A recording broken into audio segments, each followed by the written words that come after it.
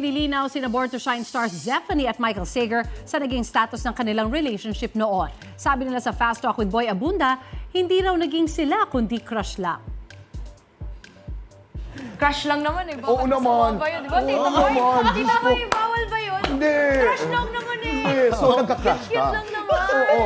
Yes, di ba? Sino ba naman po hindi Tama ka magkakasya? dyan. Sa ganitong kind Oo. ng lalaki. No?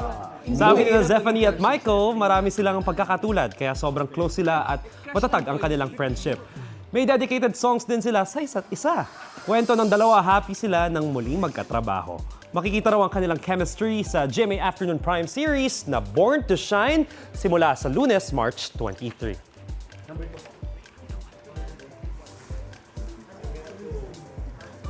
Gusto mo bang mauna sa mga balita?